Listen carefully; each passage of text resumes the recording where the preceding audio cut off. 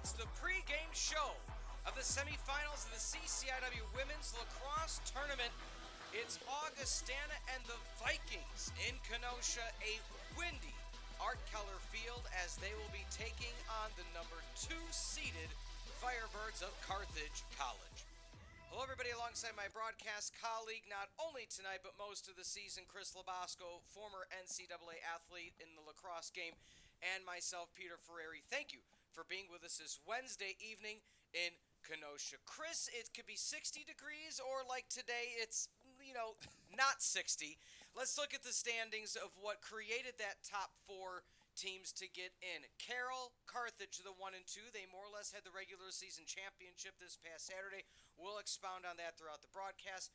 Augustana, Illinois Wesleyan, North Central, all with a 2 and 3 record, but because of tiebreakers and because of who beat who and when and by how much, Augustana and Illinois Wesleyan come away with the the 3rd and 4th seed. It's got to be tough to be, that team of North Central on the outside looking in, but if you're Augustana, you win the games you should, you win the games when you're supposed to, and you're in the postseason. Yep, and that's all that matters for the side of Augustana. They are a team that's very top-heavy as far as their scoring is concerned.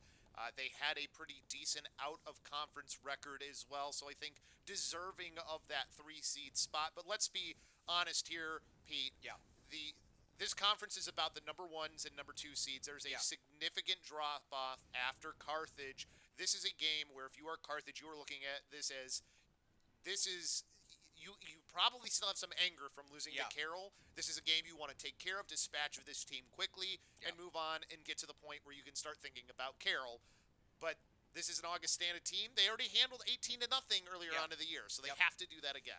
All right, let's take a look at that bracket that has led us here today here in the CCIW Championships.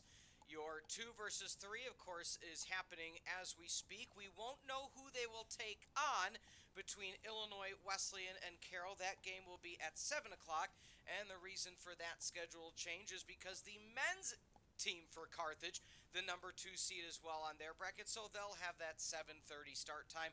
Again, we'll talk more about that as time goes on. So winner will head to either Carroll, or if Illinois Wesleyan upsets Carroll, then they will play the winner here. Let's look at the Pullman Auto Store's statistics to watch for Augustana. Chris, what stands out? A lot of 3s across the board, but what always can be a turning point of any game is the caused turnovers per game. Augustana, number 1 in the conference. Yeah, they're good at causing turnovers, but the big problem is even though they cause a lot of turnovers, they are still underwater when it comes to their goals per game versus the opponent's goals per game. That means you're giving a lot of extra possessions, perhaps on draws and in other ways.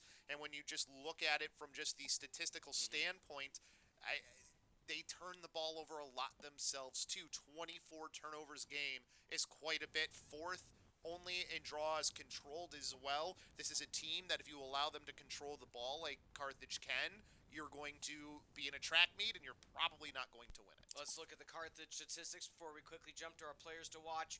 1st in opponents' goals per game, 1st in save percentage, 1st in turnovers, a lot of 1s, a lot of 2s, and there's a reason Carthage is at the top. Once again, brought to you by the Pullman Auto Stores of the greater Kenosha area. Let's look at the players to watch, Chris, starting with Augustana. We're going to start off with Augustana, and it is going to be number 16, and Madison Languish. She is the top scorer, 57 points on the season for her. She has to be a factor here today if Augustana is going to win. On the flip side, for the Carthage College Firebirds, it starts at the top, and it starts with scoring.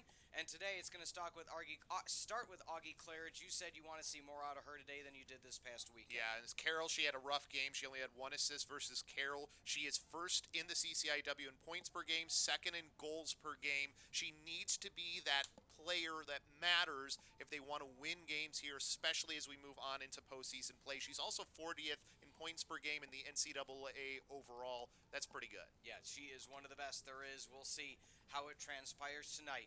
A upset alert team of the Vikings, a angered Carthage team about how things transpired this past weekend. We'll take a timeout. We'll hand it over to public address announcer Justin Corrigan for the introductions and national anthem, and we will be back here for the opening draw control on the CCIW network. Kendall Phelan. First team, Becca Lacina. Colleen Shivola. From Carthage College, second team, Rosie Nolan, Kelsey O'Brien. First team, Augie Claridge, Caitlin Goff, Hannah Kim, Piper Lefevre, and Sochi Del Vera. Let's give all of our all CCIW student athletes a round of applause. Now it's time to meet tonight's starting lineups. First for the visiting Vikings. At defense, number 5, Rachel Wiley. At midfield, number 7, Colleen Shivola. At midfield, number 12, Kritika Chitnis. At attack, number 14, Ari Escobar. At defense, number 15, Anna Davison. At attack, number 16, Madison Languish.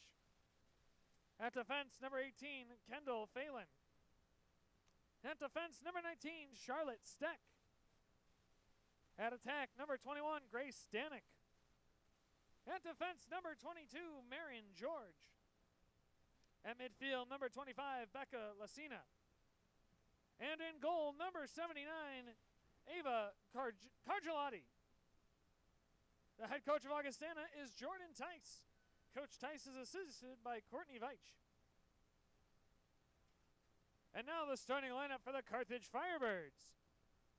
At attack, number 2, Shannon Heitschmidt. At attack, number 3, Augie Claridge. At attack, number 4, Rosie Nolan. At defense, number 5, Hannah Kim. At defense, number 7, Sophia Winterkorn. At attack, number 8, Kylie Higgins. At midfield, number 9, Reggie Ross. At midfield, number 13, Caitlin Goff. At defense, number 16, Taylor Ruff. At defense, number 18, Isabella Kuyeva. At attack, number 19, Piper Lefevre. And in goal, number 44, Sochi Del Vera. The head coach for the Firebirds is Maddie Burney. Coach Burney is assisted by Alessandra Almendarez. Fans, at this time, we ask that you please rise if you are able and remove your caps as we honor America with the playing of our national anthem.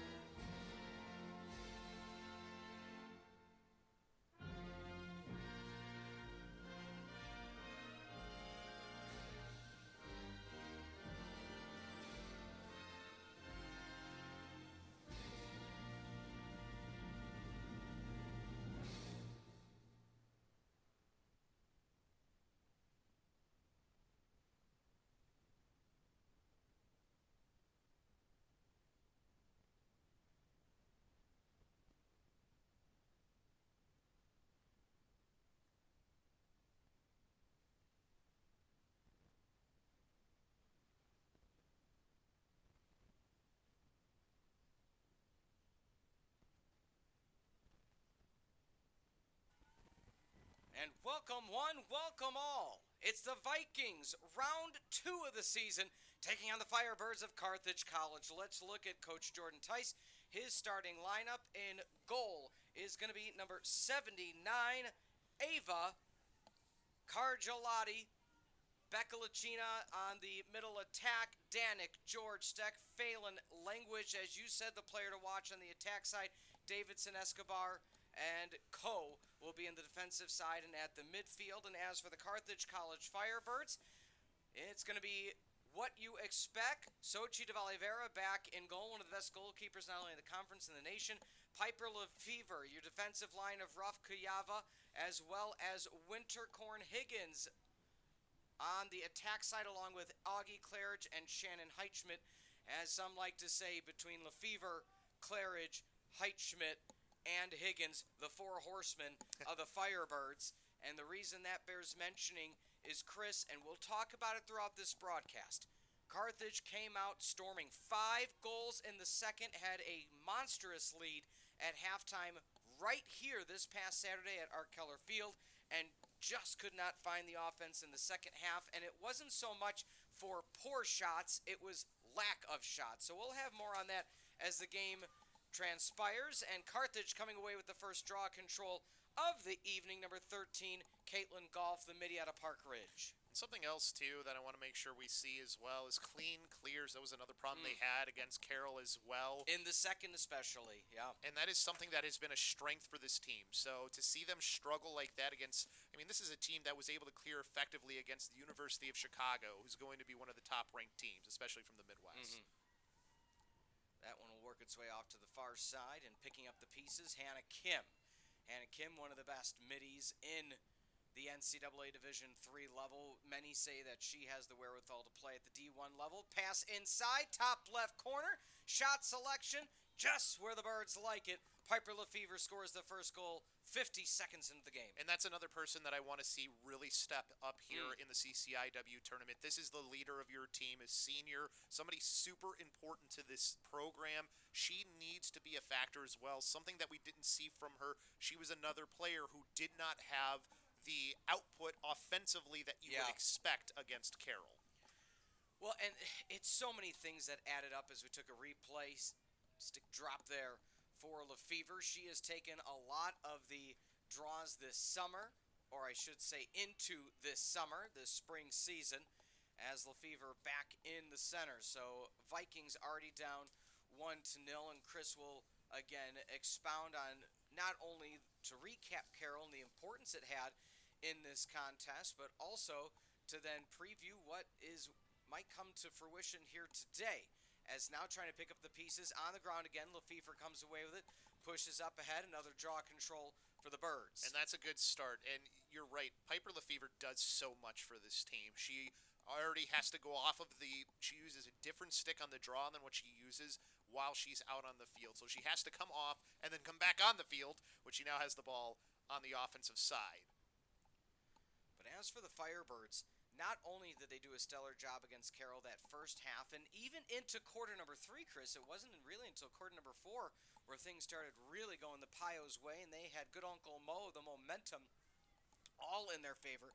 That one will matriculate too far past the far sideline, and Shannon Heitschmidt not able to run that one down. But Lefevre, not only offensively doing a good job today, but going back to the Carroll game, you look at de Valivera stood on her head the first half of the game, but then just had, the law of averages. You start getting more shots, some are destined to find the back of the net, and Carroll just started playing make it, take it lacrosse in the fourth. And this isn't hockey where your goalies are having a 90% save percentage if they're a great goalie. Yeah. Your great goalies are having maybe 70% or something in that range. It's a much larger net that you're having to deal with when you're a lacrosse goalie. So you can't expect your goalie to really just completely stand on their head. You've got to help them out on the defensive end. And right now they're helping her out a lot, keeping this ball on the offensive side, not even allowing the clear to go by. And just a quick mention earlier, they got to make sure they're on with some of these passes too. Kelsey O'Brien with a great cut earlier, and the pass being behind her, not going to help you on the offensive end, but now they've got another possession here. Well, and I don't want to take away from the Vikings. They earned the 3 seed. They did. So, yes, they did not have a quality outing against the Firebirds last time they met just a few weeks ago, but they won their 2 games, and they won so by a margin, and there is one of the reasons why, a big save by Cargelati. Seemed like maybe Augie Claridge lost it a little bit as she was going for the shot, too. I don't know what happened on her cradle there, if it just came out, or maybe there was enough contact on her stick to dislodge it. but not a bad possession here. But now you got to make sure you stop this fast break. Yeah, you mentioned it could be a Carthage team coming out angry, but at the same time, you're an Augustana team that, tiebreakers it took to get to this point, but you're still here. You earned your ticket to the dance. It was not given to you. Right. The tiebreakers wasn't just the luck of the draw. There was mathematics put into it.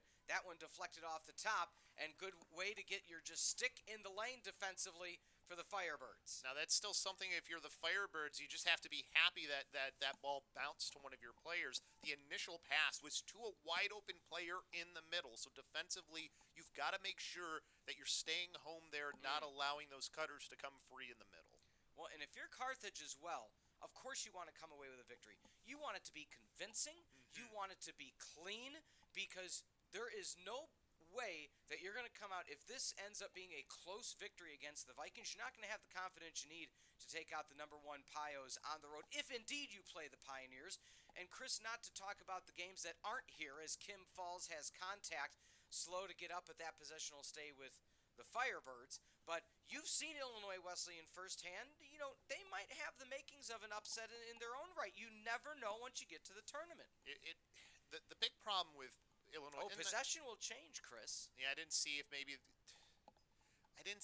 that was she stepped on the line after getting the ball back. But either way, talking about Illinois Wesleyan, who's going to be playing Carroll, that is a team that is really down this year, normally at the top of this conference. And they really lost a lot of players last year. And they've got a lot of very young players. They've got a couple seniors that are really important to their team. But how much is expected of them, and they don't have a super deep bench. There really has been a lot just put on those starting players and not having a lot outside of that. Yeah. Screen back at X. You don't see a lot of screens back at X, but if you're Augustana, pull out the bag of tricks, because there is no tomorrow for either of these teams. And the Vikings have really settled down after, again, 50 seconds in, Carthage gets the opening goal. You might say, oh boy, here comes the floodgates being open. They've settled down defensively. They forced Carthage to take bad shots, and they forced them to kind of play out of their system. They have some opportunities, though. They've got to capitalize on what they have been creating. They at least are creating well on the offensive end, even though they haven't gotten a goal to show for it. They're getting to their spots. They just need some better passing, a little bit of better shooting, and I think they could have already 3 goals in this game. I think that just shows watching the game film, watching the tape. Chris, in your career, you've been on both sides of it. You've been on, you've been in games where you've had that convincing victory, and Carthage going to get goal number 2 of the evening in short order. Kelsey O'Brien with even goal number 30. And this is another player who is the future of Carthage here, and Kelsey O'Brien, very much similar to Piper Lefevre in just her sort of disposition as a midfielder. They play very similarly. They both are players that can play off the dodge or play off ball really effectively. Kelsey O'Brien does take a lot of draws for this team as well when Lefevre needs the break. So she is an important figure as a freshman. You're going to see her getting the pass there. Just go in bottom right. Make the goalie work for it. Go offside. I always love it, especially if you're going towards that left side of the goal. If you can get back to that right post, that's a great shot to do. So good job there from Kelsey O'Brien. I think she's grown as this year has gone along as well as a player. She is somebody they rely on and can be a secondary or primary option. Draw control won again by the Firebirds. Languish out of West Hills, California, was in the circle. And Chris, you've spoken before throughout your career about being in, for you on the men's side, in the face-off, women for the draw control. But does height matter at all? I'm sure there's advantages and disadvantages both ways. It's more reaction timing, I think, is what matters for both. Than anything else. If you are able to react quickly in the men's game, if you've got strength as well, that matters significantly, especially the higher the level goes. I mean, you see these guys, they look almost like linebackers, some of the guys at the Division I level, because of what they're doing to get that clamp on and to either get it to themselves or get it out to the wing. Goal number 4, Rosie Nolan, the former Mighty Mac out of Mother McCauley, gives a second goal in less than 90 seconds for the Firebirds. They're up 3-0. Good to see that from Nolan as well. Good to see some of these players getting started early. Nolan was somebody who had a pretty good game as well. The last time these two teams played, 5 goals she had. Because now we get to see the replay here. Good job by Heichman, too, to just get that pass off to eventually lead to Piper Lefevre finding the secondary cutter for the goal in Nolan. So good offensive movement where you have the initial dodge from Heichman, passing it out to the outlet, and Lefevre just having a heads-up play, seeing where Nolan was coming from. And that's one thing you want to establish early and often if you're the Firebirds, that dominance. We said, and it's not just cliche, the 4 horsemen, you have 4 players offensively can strike at any time. Claridge, 47 goals. Lefevre, 35. Nolan, 38. O'Brien, 30. I mean, that is just wild. Heichman at 23 at 35 points. It's just something to behold when you have so many offensive fireworks between these squads or between these players that there's not just one player you try to take out of it. And it's significant. It's important to have. Even, in some of their losses, I mean, they still managed to put 6 goals up on one of the top-ranked teams in the nation in University of Chicago. Yeah, they gave up 21, but to get 6 goals on that University of Chicago team, that's still a feat that you need to be happy with. And they really, it's unfortunate, they didn't have the first quarter. They probably have a better game. Drop, stick. The Vikings answer back in short order. Number 7, Colleen Shivola out of Resurrection in Chicago, former rival of the Mighty Macs. And there's just what the doctor ordered for the Vikings. A situation where a fast break off of a caused turnover, Chris, right down, and Carthage was kind of waiting to see, and they waited too long. Take a look at that great stretch pass. Yeah, I mean, nobody there in time. Almost get that from behind. But that's a tough one for your goalie to stop no matter what. She's right in the middle, has the entire goal to shoot at. That's a lot to ask of your goalie to try and stop. You can't be giving up fast breaks like that. I mean, if you give any sort of momentum to a team that really hasn't had any against you in such a long time, it can really go a long way. Up ahead it goes, and Carthage once again comes away with the draw control, so they are heavily winning in the draw control area today, understandably so. But again, Vikings have clamped down. They let that first one go. But point being, the 2 in short order. But defensively, it's 3 goals for Carthage. But besides the first one, it's not clean possessions. And they are really trying to take Augie Claridge. You kind of see that, I don't want to say a soft slide, Chris, but once it gets into the stick of number 3, they're taking it away. So they're having to find another offensive output. And once again answering the call, number 22, the true freshman, Kelsey O'Brien. Well, if you're going to be overly playing to one player, it's going to open up opportunities elsewhere. And Kelsey O'Brien coming up big here in her first CCIW playoff game already with 2 goals, and we're just in the first quarter. Yeah, you talk about, not to just say as cliche as it may sound, the time is now for the Firebirds. Heichman, senior.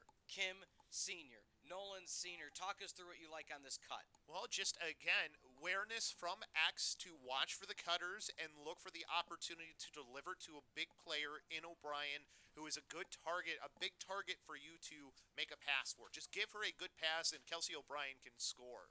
She has a lot that she can get on her shots as well. When she's in that close, she doesn't need it, but that's just the type of player she is. Inside, outside, she can do damage. Turnover again. Shivola gets on the offensive side. A double player ride, no green card.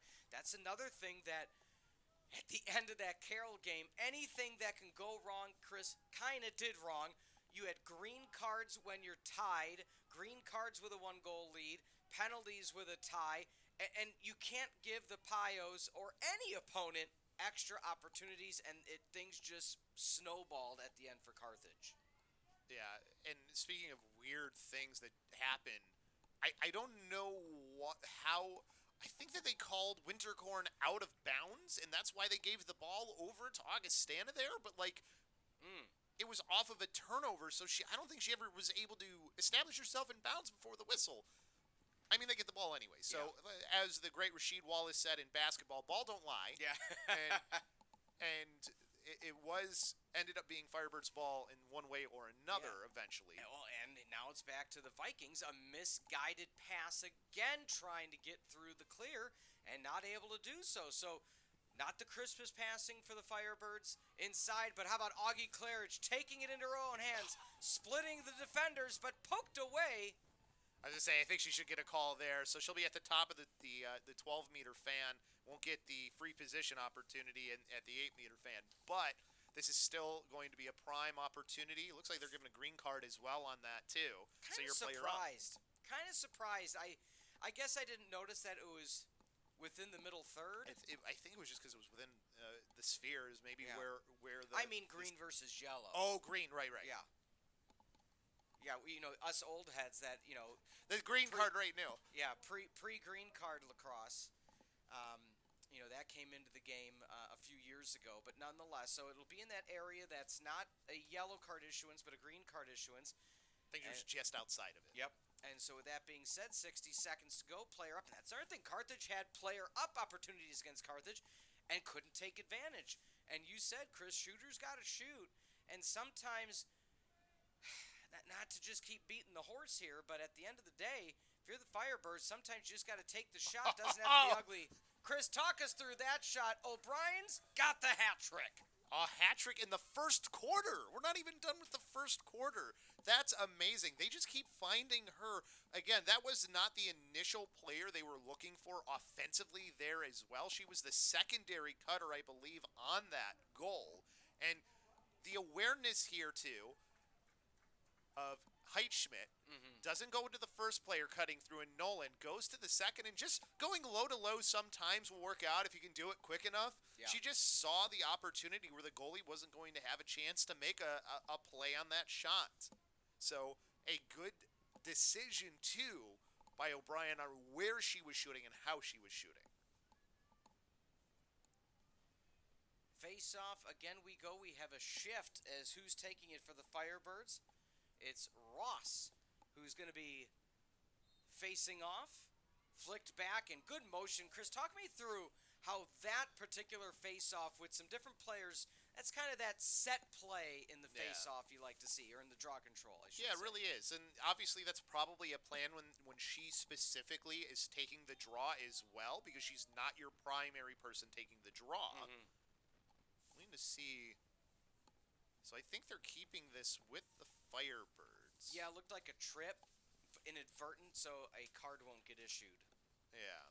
But they do keep the possession here at the very least. I mean, get set up into your offense here. But yeah, I mean, when you have somebody else on the draw, that's usually something that you might have as a specific thing that you're going to do on the draw, of how that player particularly likes to try and win the ball. Obviously, anything can happen on the draw. The ball can go anywhere. But if you have somebody who's really good at doing that, they can really turn into an opportunity to give yourself another possession. As, yeah, you can see there, just right before she was even in the crease. So they couldn't even do an in-the-crease call on her. Yeah.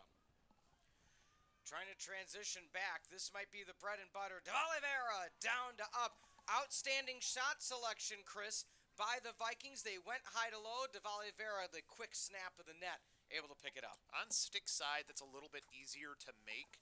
So you've got to try, especially when you're kind of drifting to the left there, you've got to try going back towards that right post where there's more opening for you. Make it harder on her to make the save. But again, you have a great goalie in your net when you're the Firebirds, so good save. And now you get back onto the offensive end because you cleared effectively. Passing back on the near flank, 2:20 to go, 5-1. It was a 3-1 start. That middle slide, they're not letting Claridge find the offense, and I think that's maybe their game film against Carroll, being when the Vikings might have studied what caused Carroll to come away or helped them come away with the victory. Oh, ripping up the grass.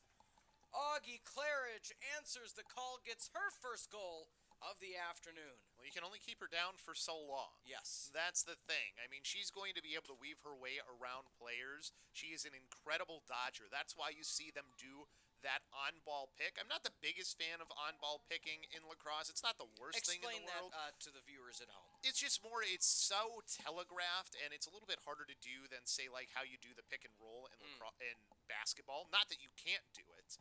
It's just you have a lot more of the defense compacted in the middle in lacrosse because you generally have players there. So the bringing another player to the ball isn't quite as easy as, hey, now there's this three-point shot that I can take where I don't necessarily have to dive.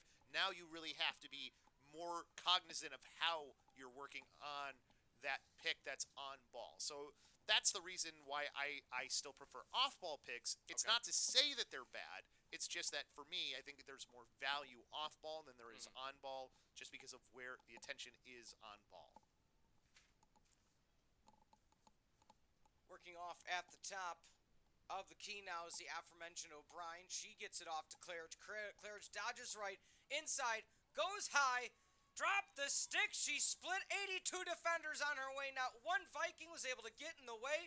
I think they were worried about getting a card, but just one at a time kind of peeled off, Chris, and it was smooth sailing for Augie Claridge straight to the net. I don't even know how she held onto the ball the entire time. That's some master class in cradle. I mean, that was the thing. There was some contact there. I thought she was going to lose the ball or get pushed aside, and she's able to maintain her balance and stay inside there. That one was awesome. I definitely want to watch this one again just to watch it in slow motion because obviously she gets past one player easily, but then how does she sneak through here and manage? It's just because the player, honestly, I can't see the number. I think it was number 12. 12. I knew I saw it too. So if the player in number 12 in Chitness, if she had the chance to, she pulled her stick back. If she just goes forward, she at least is causing a free position, free position, right? Free position opportunity. But she probably gets the stick check right on the head, so she probably doesn't get called. So I'm surprised she held up. Chris, you played a plethora of positions. That one will bounce over the cage. Kim trying to golfs it to the near side. Free ball. A whistle. That possession's going to go with the Vikings. I don't know if there's a little bit of a push there, maybe, if that's what they were calling, or if a player was moving into another player as kind of a pick. I mean, you lose the possession here, but this is something, though, if you're Augustana, you're going to have to get through. This is an aggressive ride that you see from the Firebirds, and I think that's a turnover created by Augie Claridge. It sure is. She came streaking from behind, kind of lived at the back hip of Phelan out of Lindenhurst, and the second Phelan went to make her move back toward the middle of the field.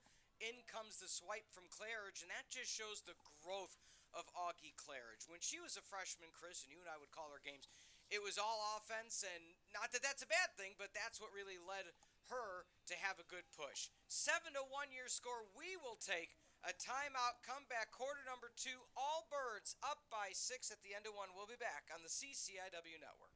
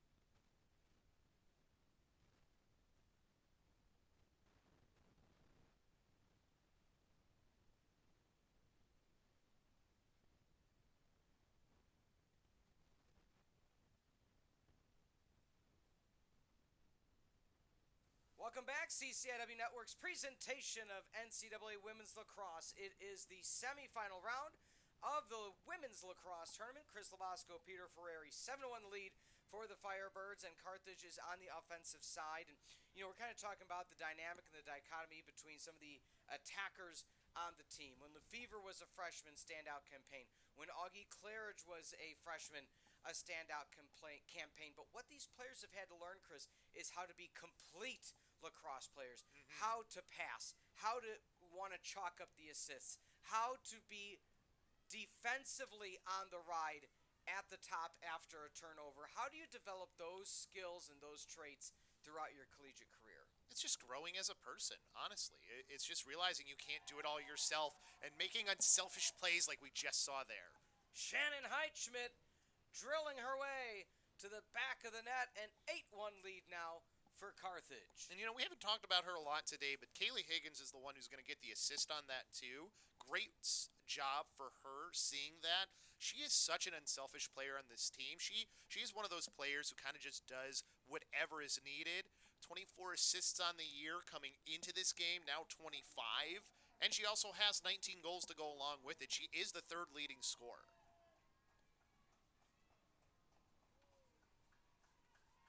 And just looking at, easy, that is as easy as it gets for her, too. Just good job keeping her head up, realizing that she doesn't have to do it all herself. And the draw control, once again, is the freshman Ross. And that'll be taken away by the Birds again. Only one draw control this evening has gone the way of the Vikings. And Ross is somebody I think has grown as the season has gone along too. Another one of these freshmen who, as her career here at Carthage goes on, is going to become more and more important. So good to see her carving out a role for herself and doing it in games that matter. Looking for the dodge is Lefevre. She peels back, and talk about the long and short-term history of this Firebirds team. Lefevre having played her early career with head coach Maddie Burney and one of the best goalkeepers in the history of the conference, Alessandra Almendarez, who's now the goalkeeping coach. And so it's got to be something, Chris, and you can attest to being a player and then being a coach. We'll get more on that after this free position. One click to the left hash. Can Cargelati make a stop? 8-1 your score. 3 Birds blocked to the right in this formation. She keeps it herself, goes to the right side, stick side, and sticking the stick out is Shannon Heitschmidt. And they at least keep the possession here. Hannah Kim! That was great. The unsung hero of this Firebirds team, Hannah Kim, drops down for goal number 16 of the season. And Chris, we were talking about it off the air, but now is the perfect time to expound. You can find players out of the high school ranks that can shoot to add to offense, but you'll never find a Hannah Kim. That is one of the hardest things to find, is somebody who plays as unselfishly as Hannah Kim does. She will do whatever her team needs, offensively, defensively. She also has, the shot she has, she could be if she just wanted to be a goal scorer, she absolutely could. She is that talented of a player for sure, but she does everything. She goes and scores, and she runs back to the defensive side to take the draw from the defensive end. Another draw control won by the Firebirds, this time coming away with the pieces is Higgins. And Chris talked me through it, the rotation, it's as if the pass or the, after the draw control, Higgins was already in motion heading toward the goal. That's got to be so hard to practice. It is and it isn't. Okay. You have a general area where you know that your player in the draw is going to try and win the ball, right? Yeah. That is a general plan. So you have a general idea of where it's going to go. Then it's just about being prepared for it, right? And just kind of getting used to the nuances of how that player wins the draw. Oh, solid save is Cargelati. It is a 9-1 game. 2 goals more for the Birds, and it's a running clock. Not a perfect game for the Firebirds, but getting to the point where they're going to start establishing their dominance in short order. Yeah, close to getting that running clock going. They would love to see a second quarter running clock if they can get it.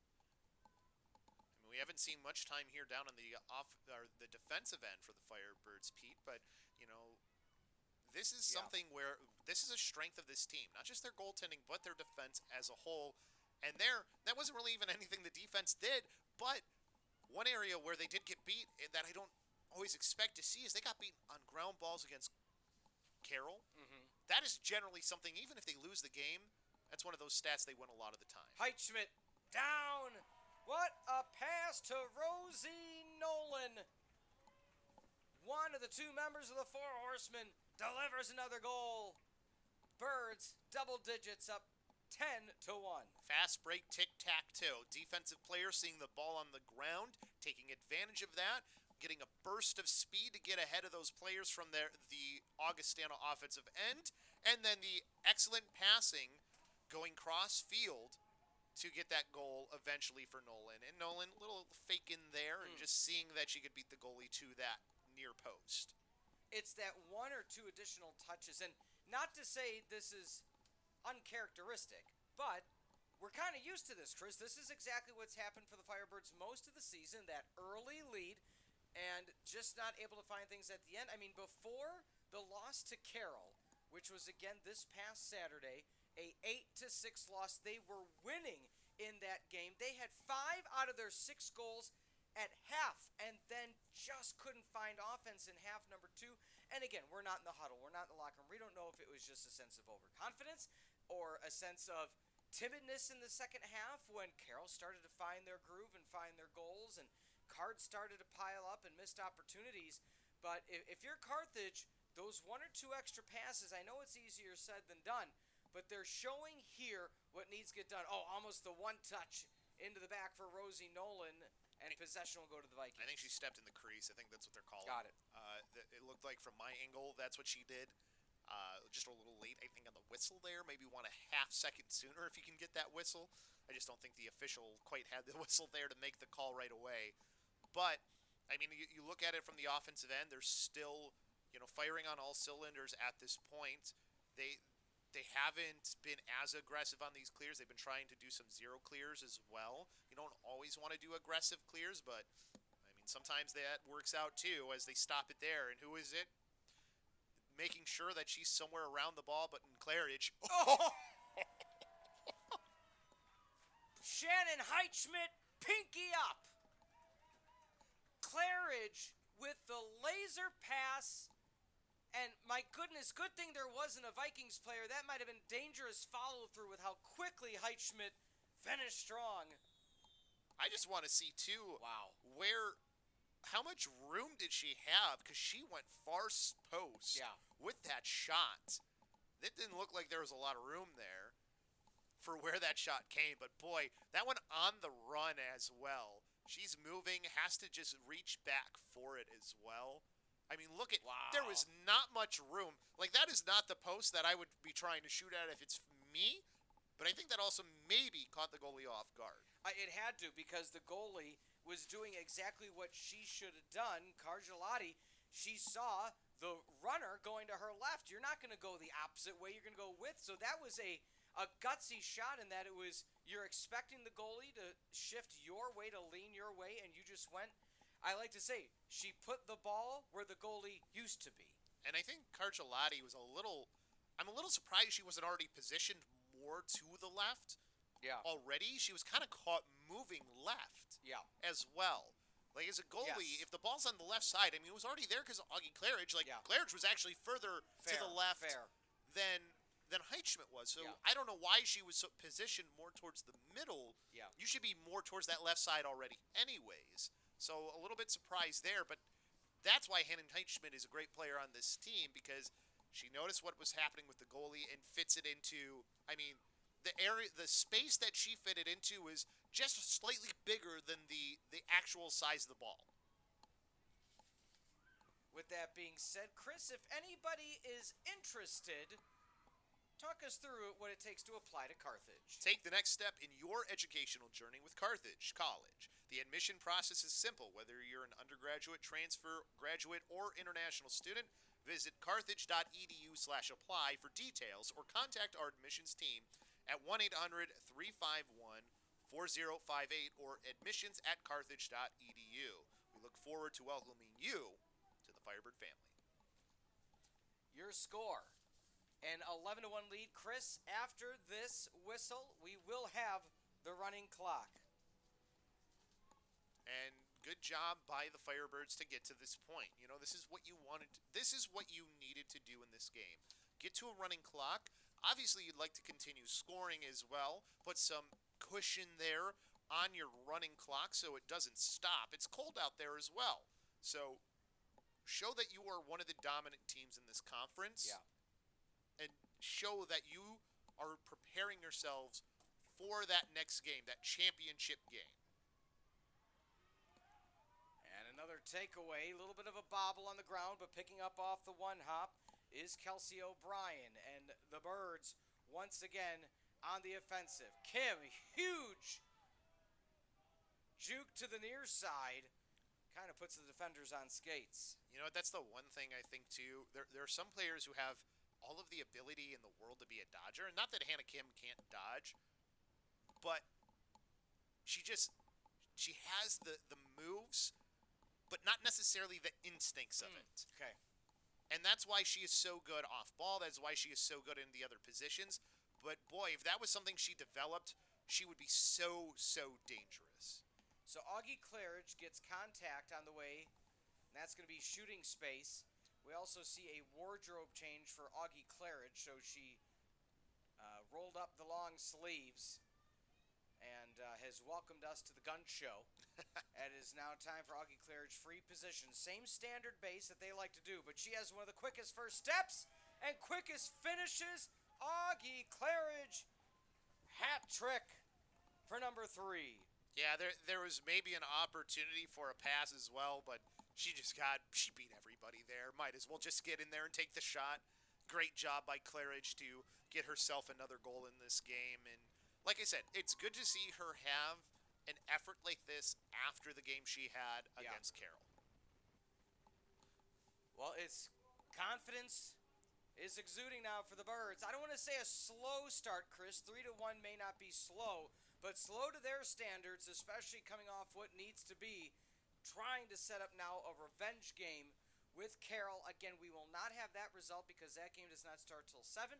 However, we will keep you afloat during the men's game, which will be immediately following this of what the women's score will be because, all connected here in the CCIW network. So running clock for the Birds and already the insurance goal in short order. So the Vikings were down 3-0, able to get their first goal. So you kind of felt momentum in their favor, but right now the offensive machine for the Birds is fired up. And now for Augustana, you just got to treat it one goal at a time. Oh, but a turnover, that's a good job getting in the passing lane. Chris, talk me through the mindset of how to know when to make the run into the lane, because sometimes if you're too aggressive, they'll just go right around you in the passing lane defensively. It's honestly, you have to look at what sort of space they're giving you. I mean, if you don't see a lane, then there's nothing for you to take. And there definitely wasn't a lane, but they were also ready for the pass. So you have to show some patience sometimes. And I know this is harder to do against a very aggressive defense that you will see from the Firebirds, but you have to have some patience as well. Chris, I like this setup right now for the Birds near the 8 and 12. Kind of a bunch of 3 players. You see them bunched together. Kim, Nolan, Heitschmidt, and then they spread looking for Lefevre, but it isolates Lefevre to give her a chance to keep it herself, but she decides to go back to Claridge at X. Here's another thing for the Firebirds. They have not once, and I mean once, gotten close to a shot clock expiration this entire game. Which is something that they had a lot of problems when they played University of Chicago in particular. So when you're talking about the better teams and the better defenses, you're going to have that happen. Oh, Hannah Kim with a chance here. Hannah Kim, I mean, she's got enough on that shot. If she wants to take it, she might. Right from the 8-meter line, sorry. No, you're right. You're good. This is the time to do so. Vikings need a stop. Won't happen there. Fire the missiles for number 5, Hannah Kim. The lead extends to lucky number 13. Like I said, she is somebody who, if she gets her free position opportunity, you're probably going to see a shot from the 8-meter fan, exactly what she did. Because she can get a lot on that shot. Don't let her size fool you for what Hannah Kim can do.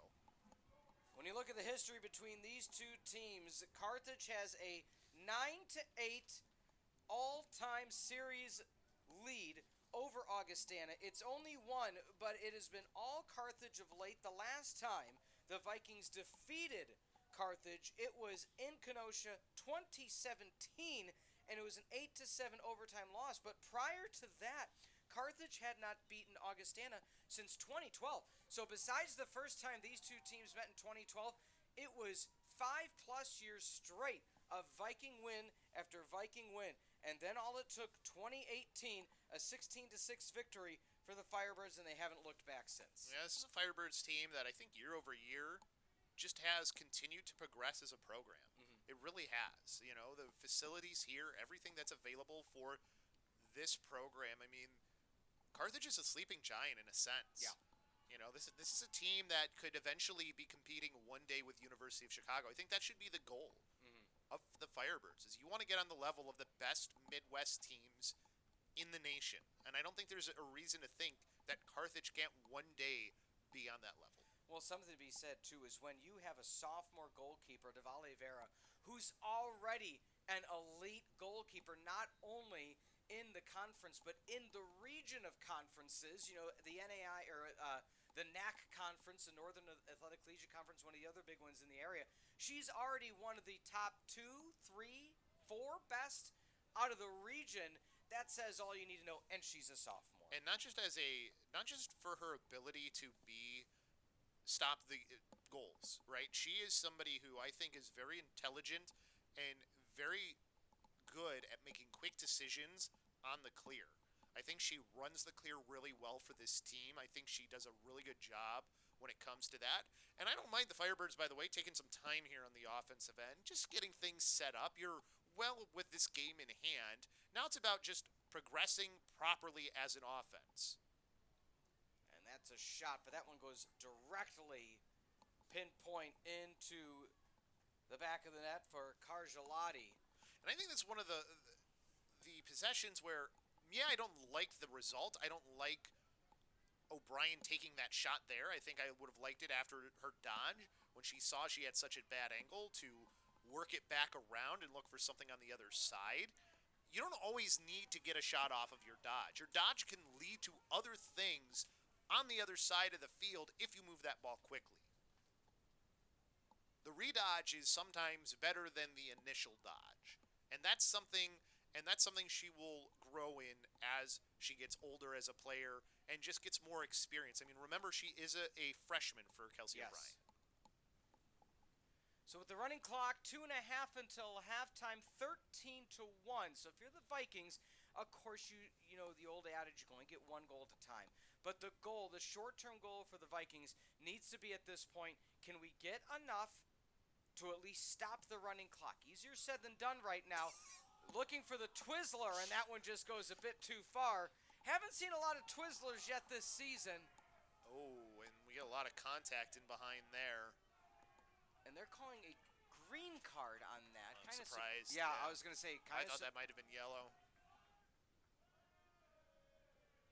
Yeah, talk me through that, Chris. Kind of surprised it wasn't a yellow, but maybe it was a little more inadvertent than I think she just kind of stopped her momentum and just let Augie Claridge collide with her. Maybe that's why it was only a green. As we'll get to see the replay of it here. Actually, no, that was a check. No, that probably should have been a yellow.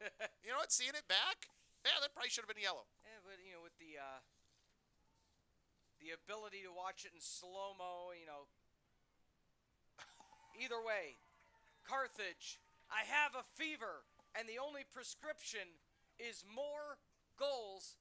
Piper LaFever finding the back of the net. And this is something, too. I think Piper today has been more of the Piper we saw of last year. Yeah. Initiator, really getting involved offensively and really being a player that makes the offense go. She hasn't had to been that this year, and I think it's been a little bit of an adjustment for her of like picking when to be that player that can take over and when to not, right? Because she's not the leading scorer this year. That's Augie Claridge. Correct. But Piper Lefevre has that ability to be the leading scorer of this team. And I think that also goes to show, though, of how much she does, where she is okay not being that top goal scorer, not being that top point scorer, and she still is contributing immensely in the draw with everything she does. Defensively, she does it all.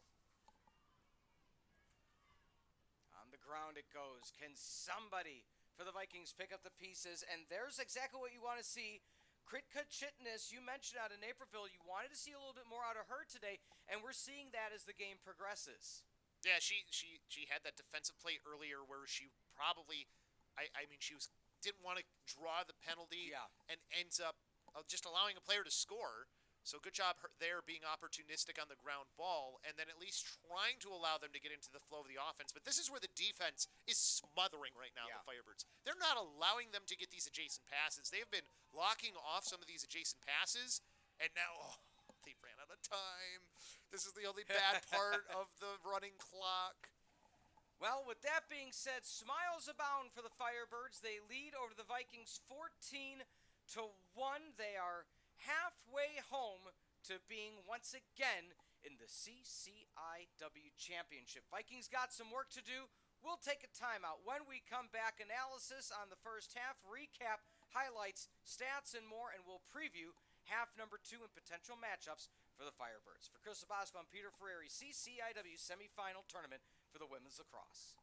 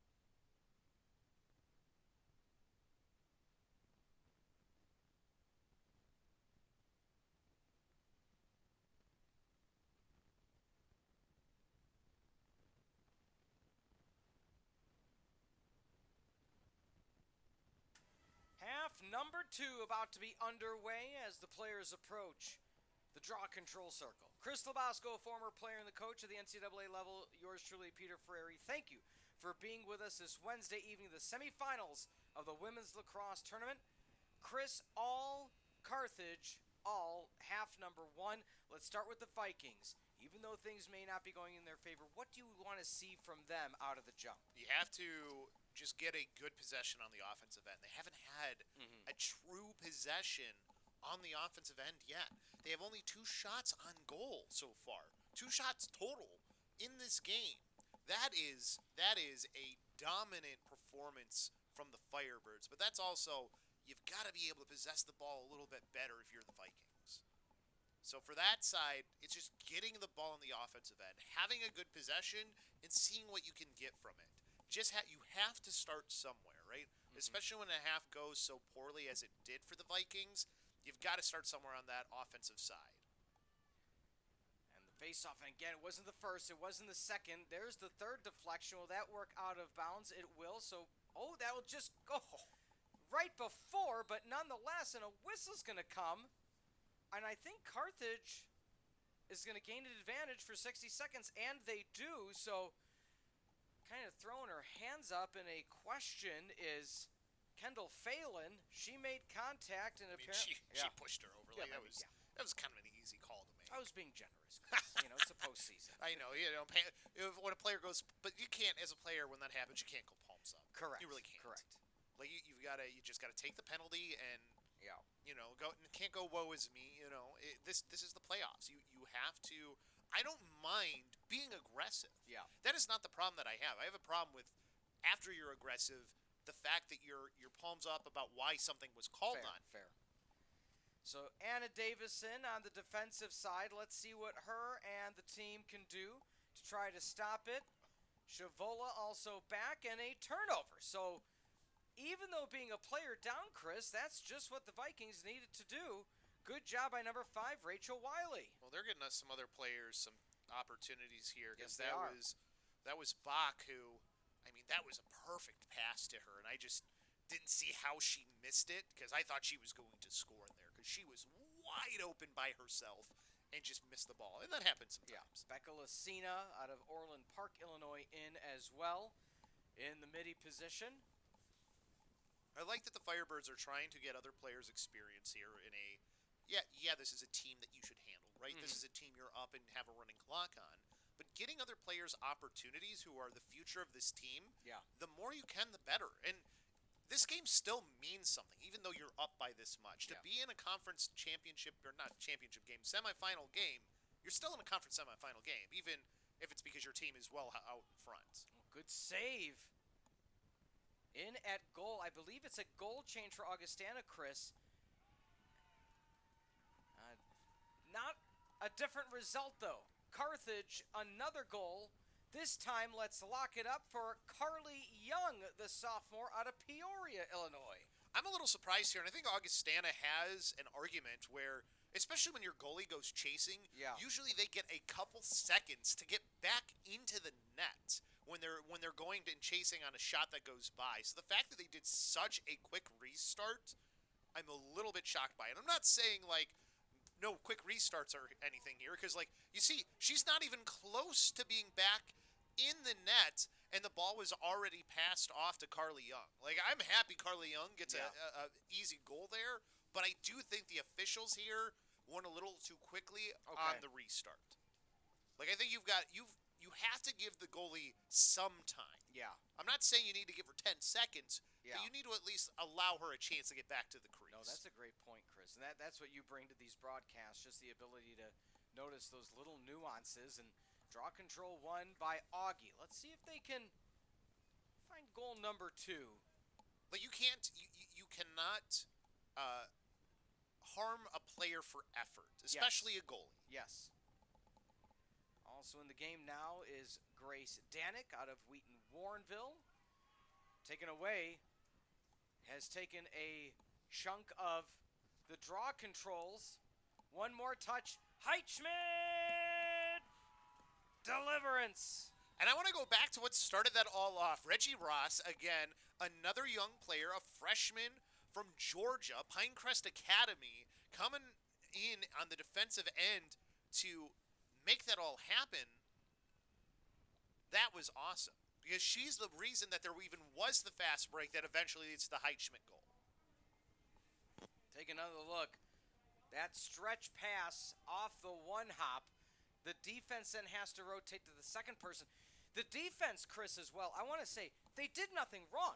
You have to go to who has the ball. That's one of the things we've seen all season as a growing point for a lot of these defenses is, well, let's stop the person it might go to. You have to stop who has it first. Right. 4 passes in a row, somebody's going to be open. Yeah, just beautiful ball movement too, right? That's what you do on a fast break. You get the defense moving and you find the open player because there's more of you than there are of them, right? And spacing is important as well, right? You don't make it easier on a defense by collapsing on each other as an offense. You have to have space. That's what they did. Expertly played, and it's cool to see somebody like Ross be the one who makes that all happen with her defensive play that turns into the offense, and also just making sure she gives a pass that can get to the player ahead, not trying to put everything on it as well, just putting it somewhere where that player in Young could get it. So Winterkorn in the contest offensively. Taylor Ruff in the game as well. Ruff, the defenseman out of Trinity, Florida. And we're going to have a green card issued for another Vikings player. That time it's going to be Leah Greiber out of Madison, Wisconsin. And so a player up again for the Birds. Now last time Carthage was a player up, the Vikings had a caused turnover. So nothing would surprise me at this point. And that caused turnover. You know, I know it goes down as that, but it was a turnover by. I think it should have just been a regular turnover because it was just a missed pass. Fair. Like I know it goes right into the stick of another player, but like that was just a missed pass. In the game as well is Taylor Ackland out of Schaumburg, Illinois. Trying to get in the lane of Lefevre, and right now Carthage just playing catch as they have 25 seconds to go on the penalty. And I like the patience here. Like you don't need to go super quick on a player up. Well, super quick it goes, not able to stop it. Number 24, Laney Sakala, the Manuka High School grad who is now in at goal, the junior. And just like that, the lead continues and the running clock continues to tick for the Firebirds. And just looking, you're just poking at the defense. You're just moving around and just looking for that opportunity, right? Yeah. And there it was. Lefevre was the one who came free. Nobody saw her, and she was already in the middle and basically at the crease by the time the pass was to her. So a really good job by Lefevre of recognizing that no one was looking at her as well, off ball, and making the play towards the net. Hat tricks for Heitschmidt, Claridge, O'Brien, and Lefevre. The goals aplenty, 17-1 assist for Higgins. 8 minutes to go now in the third. And we still have a whole nother quarter for them to score some goals in, too. I like that they're not slowing down, though. I know, and I'm not saying that they're trying to put it on them or anything, but you have to play within the flow of your offense. You have to just keep it going. You can't just hold on to the ball the entire time. I mean, I think that would be more disrespectful to the opponent than to continue to attack. Correct. And also with that being said, you mentioned at the onset of this game, the Birds will remember the end of the Pioneers game where they did not finish strong at all in any sense of the word. Couldn't get shots going in the second half. Couldn't get goals going in the second half, scoring 1 goal in the second half by our account.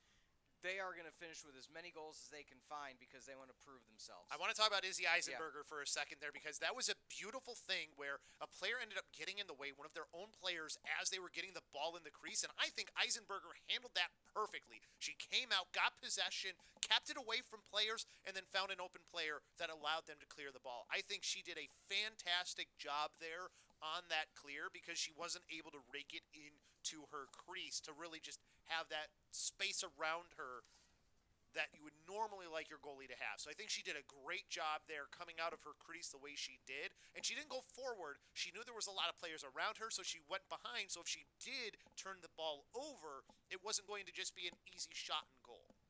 That's smart play, and you have to really like seeing something like that out of your backup goalie.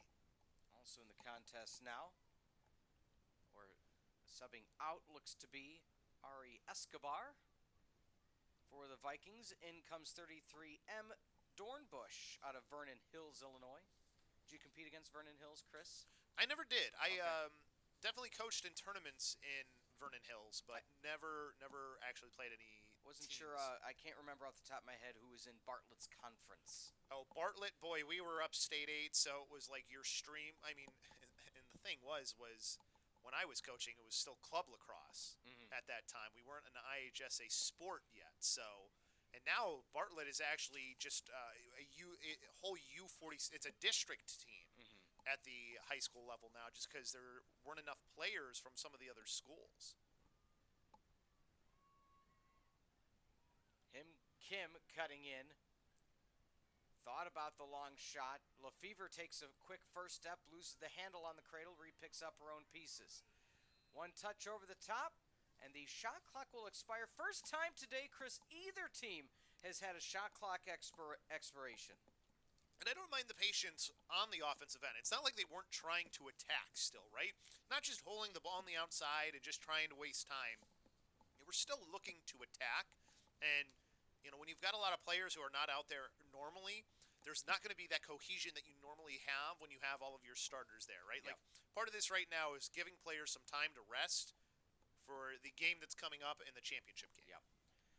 Just a reminder for scheduling purposes on the CCIW network, the men's game will start and have the opening face-off at 7:30 Central. Has to stay at that time, will not move up.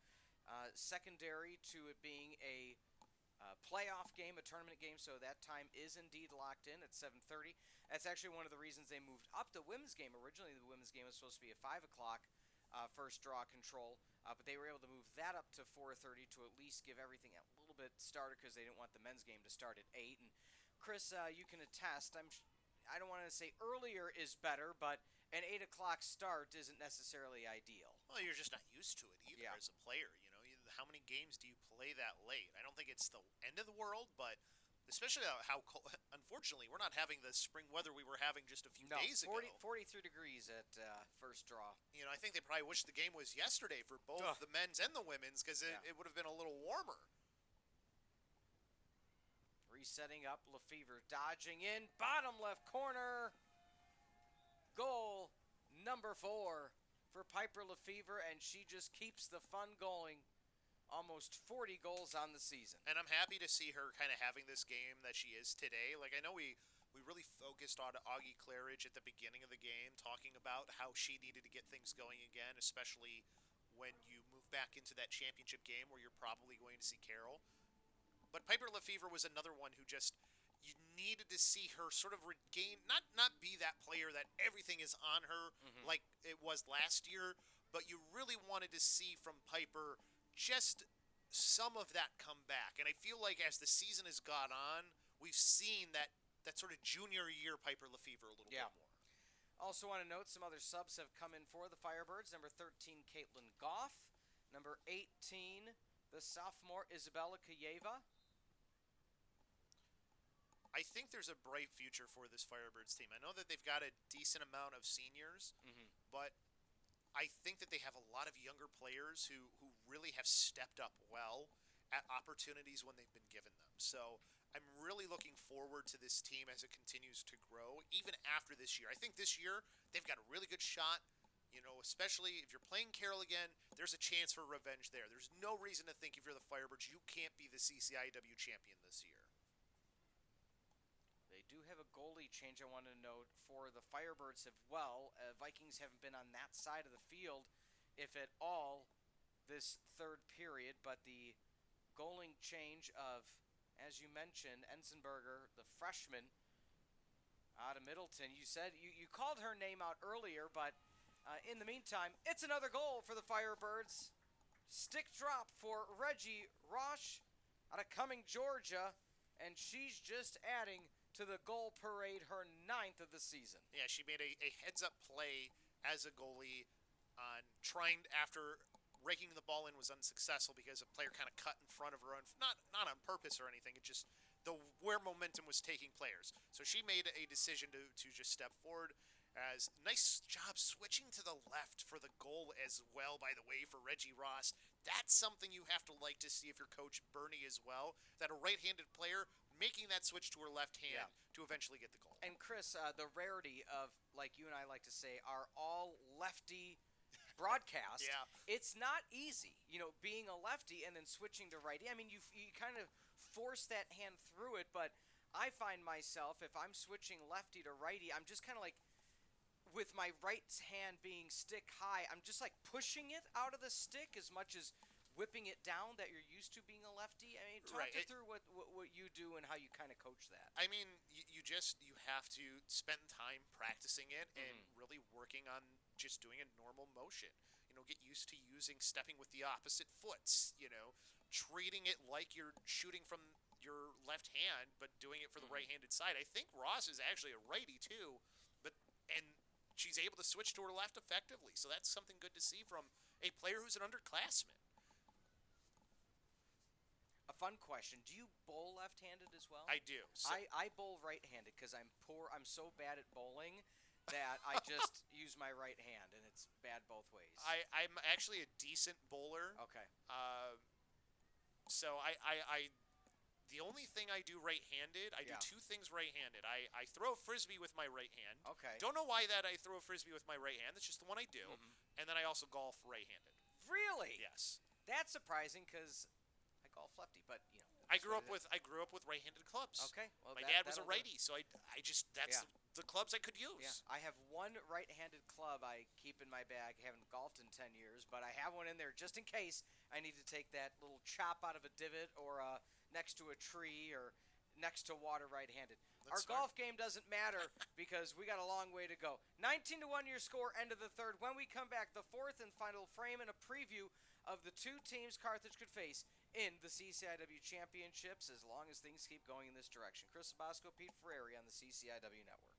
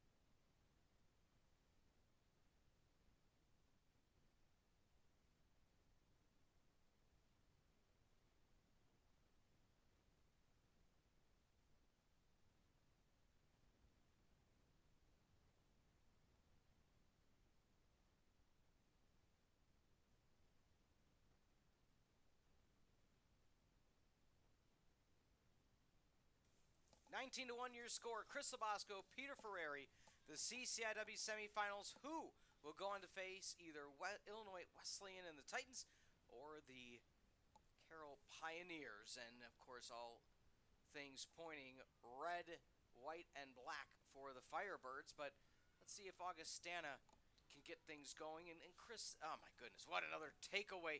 Just being able to watch the lane and the trajectory, getting it off the one hop, and once again, Carthage on the run. And some speed for some of these younger players as well, or players who don't have as much time out on the field. Like Ruff, quick down the field there. Yeah. Defensively now, also to call out Rachel Wiley in the contest. Charlotte Steck in the game for Augustana. Davidson back out on the field. Not quite sure what that whistle is, Chris. I'm not sure either, because like if they were calling something like I don't. Augustana already had the ball, so unless you're calling a green card or a yellow card, why are we stopping play? Yeah. That just this officiating crew has done well. Yeah. But that doesn't mean that there aren't sometimes head scratchers, and that was definitely one of them. That really allowed for the Firebirds to set up and make sure that they couldn't clear, that their ride was set up well. Is really all they did. Haley Thompson, the freshman out of Des Moines, in the contest as well for Augustana. Always try to make an effort to get all the names said of the players on the field. At a given time, I think I see Katie Burney out there as well. I think she's at X right now, so another Firebird getting in there as well, who's a younger player.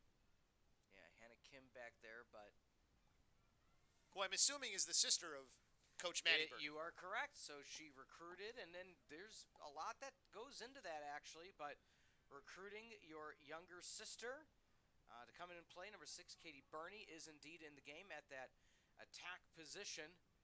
As somebody who coached both of their younger siblings when they were high school players, it's not easy. It's not. Yeah.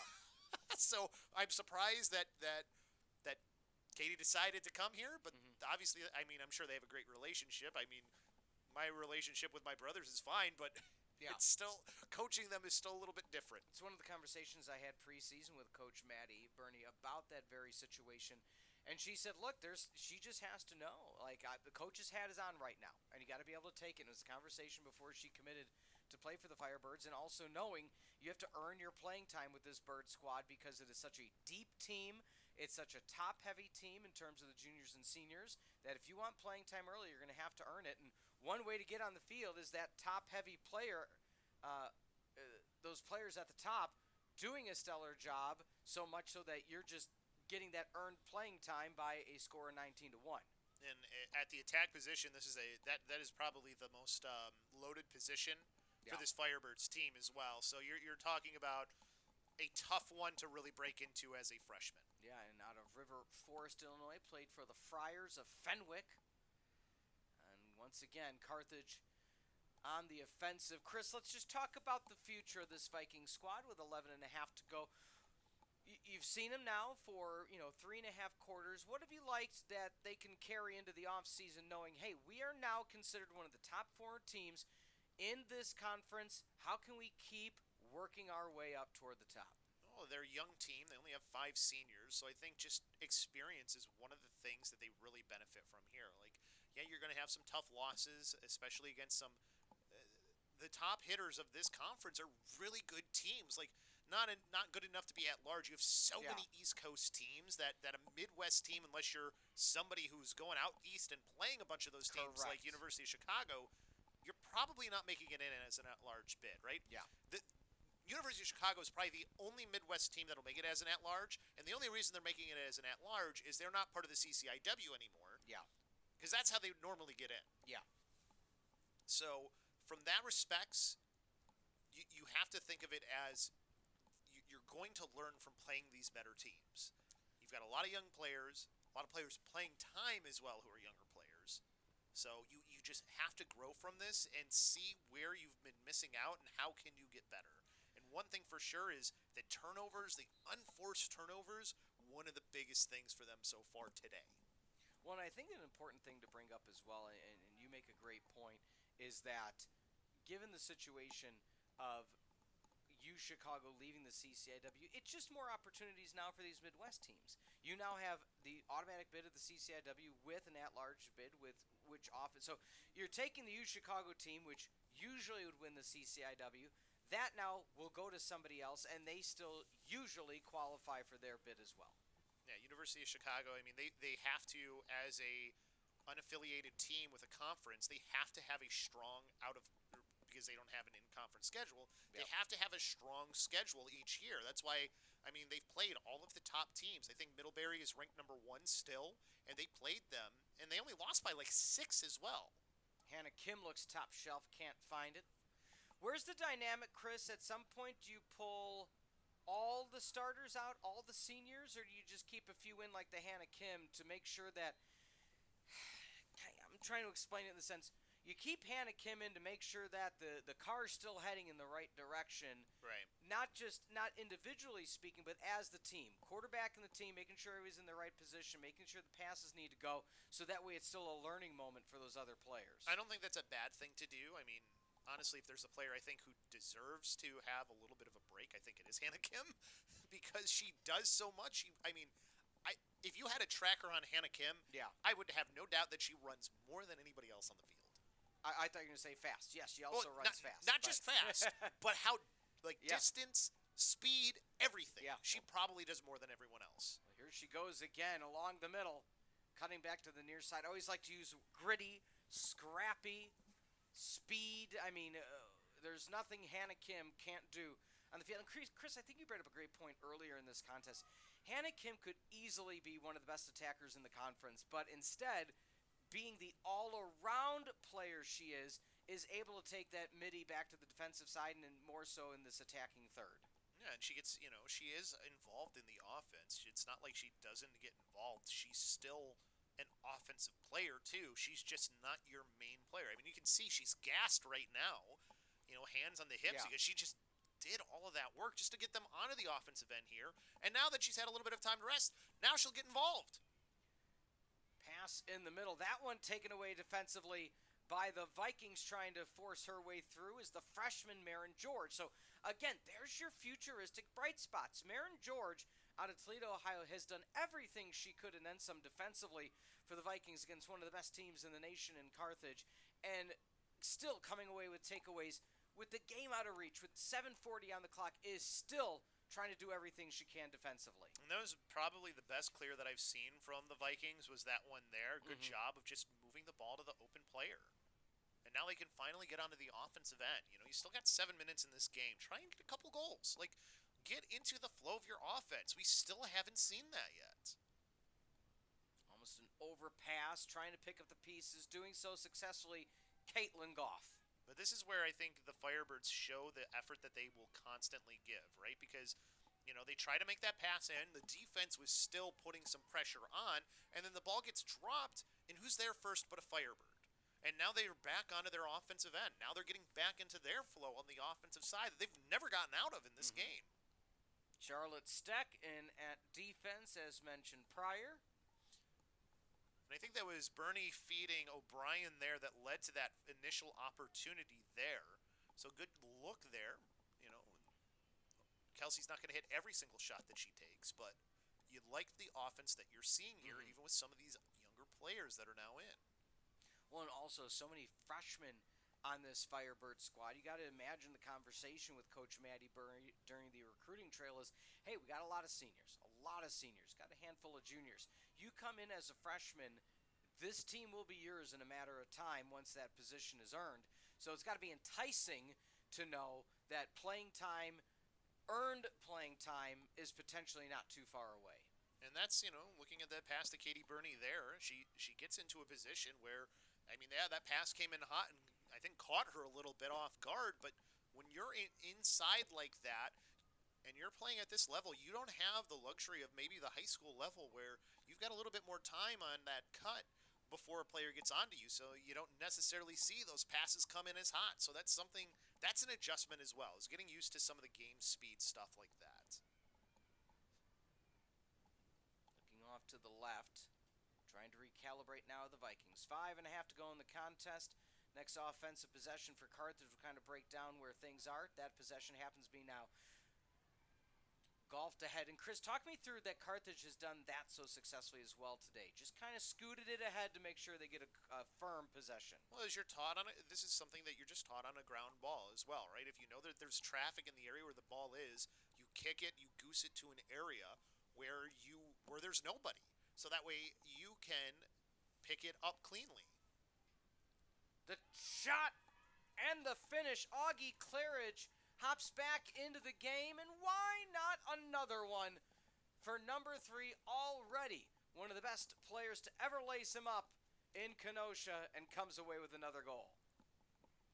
Yeah, why not? I mean, you still want to give those players some time to rest as well, even though they've been out there.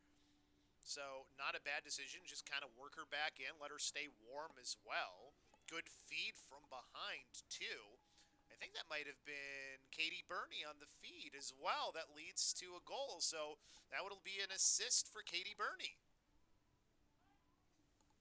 So Lefevre laces back up, puts the old mask back on, and will be out taking the draw control once again with 4 minutes and change and a 20-1 lead.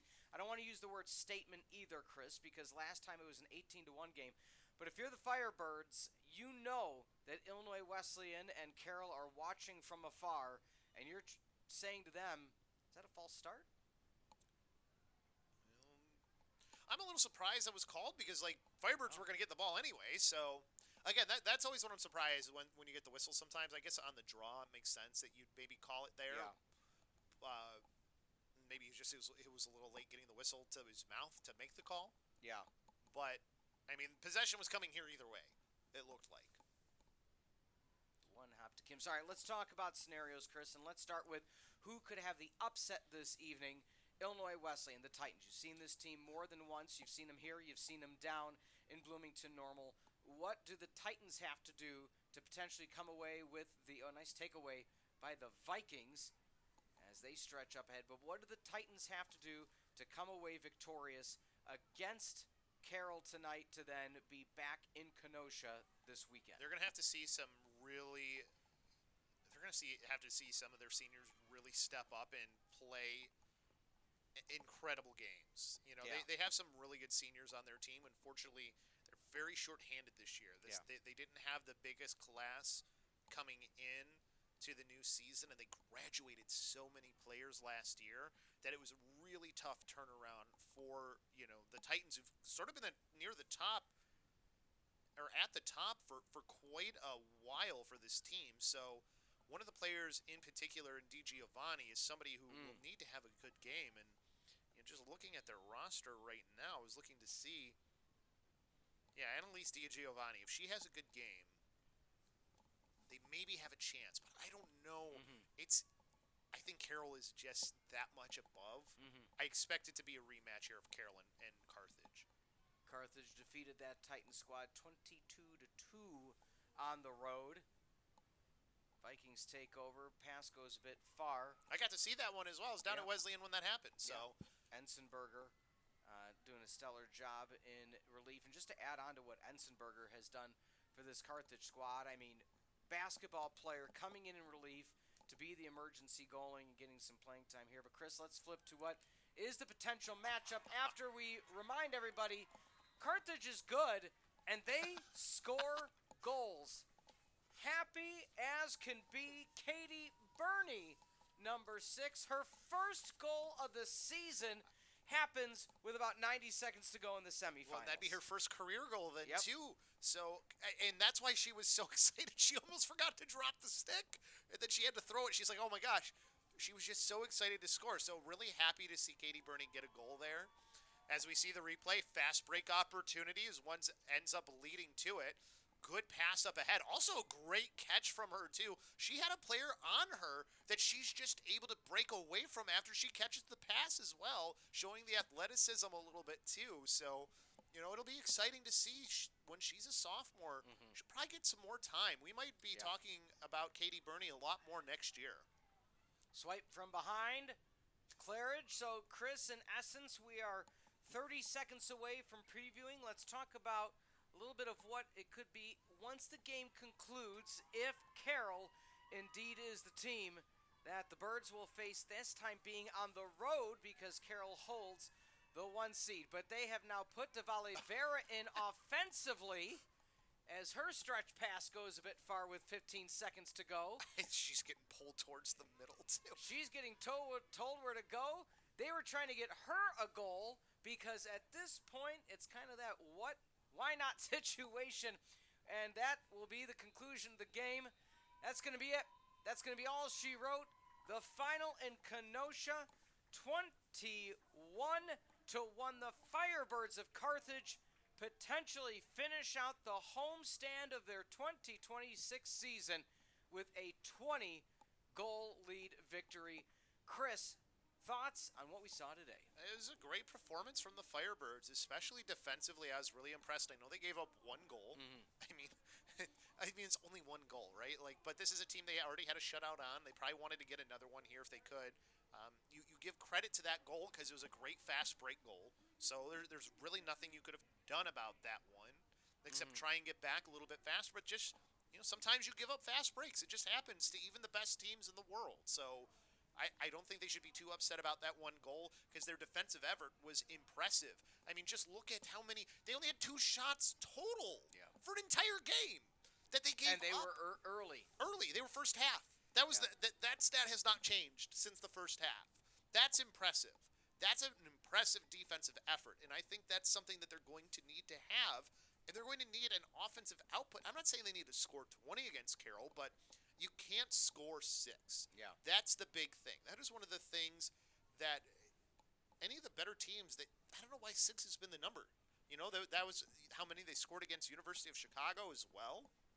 And honestly, if you take away the first quarter against University of Chicago, it's only a 13 to 6 game. It looks a lot better if it's that way as opposed to what the game ended up being. And it's not like University of Chicago ever let off the pedal. So that's the big thing that stands out for me, how good they were defensively. The ground balls, that's effort. Effort is ground balls always. They out more than 10. Yeah. More than 10. Yeah, 15 differential between That's ground huge. balls. Again, these team stats brought to you by Pullman Auto Stores of the greater Kenosha area. Quick tip of the hat to the Vikings of Augustana. We knew it was going to be an uphill climb for them coming in on the road against a Firebird squad bent on vengeance after what happened last game. Let's look at the upcoming schedule on the CCIW network. Tonight, of course, we want to remind everybody 7:30 is going to be the first face-off for the men's team, Illinois Wesleyan taking on Carthage in the first round of the CCIW men's tournament. But then up ahead, Friday, 10 a.m., and Saturday, the CCIW track and field tournament. And then we're going to talk about scenarios right now, Chris. Yeah. TBD, CCIW Women's Lacrosse Championship. Potentially Saturday, potentially Sunday. A lot of TBDs up there. But because the track and field will be here at Art Keller Field, it would have to be Illinois Wesleyan at Carthage. And if it is Carroll that defeats Illinois Wesleyan, then of course Carthage will be on the road, and it is the same thing for the men's side. So based on who plays who and where, that game to be Saturday or Sunday. But we will say, check the CCIW Network website, and the reason that bears mentioning is because after today, the situation presents itself where we'll know by the end of the night, is Illinois Wesleyan coming to Kenosha, or is Carthage heading to the Pioneers and their home field? Let's talk about that lineup really quickly for executive producer emeritus Mike Love, producers Luke Scully and John Voinovich, as well as Jeremy directing, Addison on graphics, Riley and Luke on camera. This has been a presentation of Firebirds Broadcast Productions and Carthage College, copyright 2026. Who will the Firebirds face this weekend? Tune into the CCIW Network tonight to find out. Once again, for Chris LoBosco, I'm Peter Ferreri. Have a good night, everybody.